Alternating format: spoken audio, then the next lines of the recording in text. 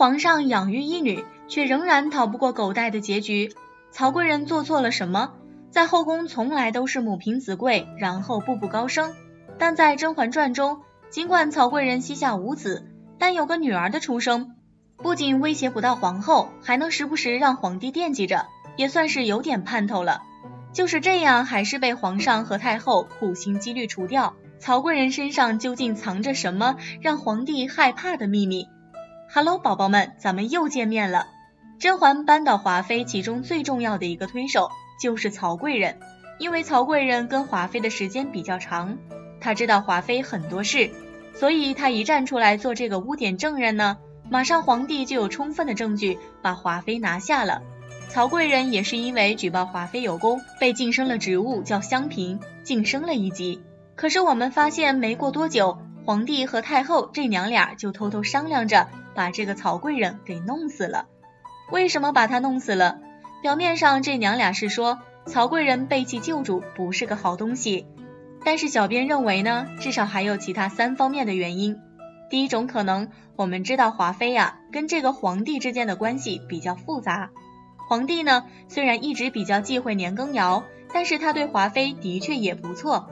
这2个人呢，生活了这么多年，是有很深厚的感情的。所以你看，即使年羹尧出了事儿，这个皇帝对华妃也是一再的手下留情。即使多年之后，他心里实际上还是惦记着这个华妃的。曹贵人呢，把华妃给举报了。虽然咱们从皇帝这个利益方面来讲，他办的这个事情是对的，但实际上呢，他也惹了皇帝不高兴。这个事实际上非常好理解，如果你喜欢的人被别人给举报了，把他弄下去了，你虽然不得不这么去做，但是你心里其实是非常矛盾的。你既舍不得这个人，又不得不去做，那怎么办呢？你就要有一个替罪羊，不是我想把你干掉，而是有人逼得我不得不干。那这个替罪羊是谁？这个替罪羊就是曹贵人，因为他举报了华妃，让皇帝对他更加的愤恨，所以把他干掉之后，一是泄自己的愤怒，另外一个呢，也是让自己的内心能够平静一下，不要有那么大的心理负担。第二种可能就说皇帝也害怕这个曹贵人。为啥呢？曹贵人这个人太精了，什么事儿他都能想得到。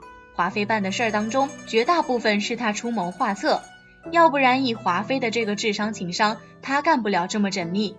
而且这个曹贵人特别没有底线，我们常说虎毒不食子，你看那个曹贵人天天说我要为自己的孩子怎么样，但是他到关键时刻用起孩子了也绝不手软。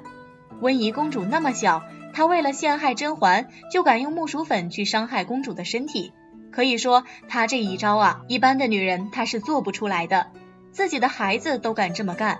那皇帝虽然是她老公，可是我们根本能看出来，皇帝对她没什么感情，她对皇帝也没啥感情。所以这种人如果留在后宫当中，他干起事来根本不会考虑皇帝的利益，只要是为了他自己，什么事儿都能干得出来。那说不上哪天就干出惊天大事，把这个后宫搅得人仰马翻。那你说，一颗定时炸弹随时在你身边，你害怕不害怕？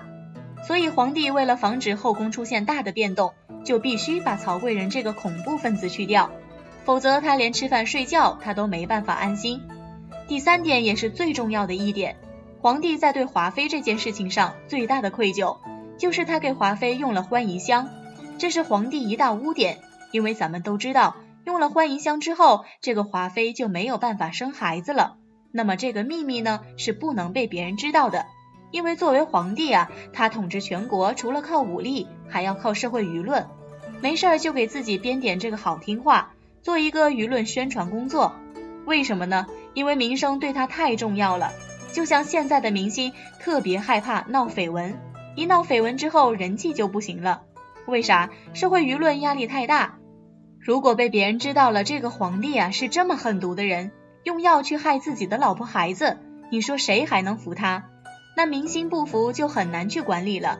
所以皇帝特别怕这个事儿传出去。而曹贵人呢，很大程度上是知道这个秘密的，因为曹贵人跟华妃的时间长，而且呢，他又对华妃很多事情都参与了，以他的这个智商，应该能够估计出来华妃之所以一直不生孩子的原因。另外，我们看华妃生不了，他能生。你看那个丽嫔跟她一样，老在华妃身边转悠，所以受欢宜相影响，也不能生孩子了。可是为啥她能生呢？她指定是知道了，而且还有处理办法。但是她没有告诉华妃，这个秘密在她嘴里边，只要她活着一天就有可能泄露。只要一泄露，伤害最大的就是皇帝，因为华妃已经死了，没啥伤害了，但是对皇帝的名誉是一个极大的威胁。因此呢，这个皇帝只有把曹贵人处理掉，才能保守这个秘密。所以这3种可能啊，是皇帝不得不处置曹贵人的主要原因。《甄嬛传》里面最聪明的嫔妃是谁？毫无疑问是曹贵人。可以说她的聪明远远不在甄嬛和皇后之下。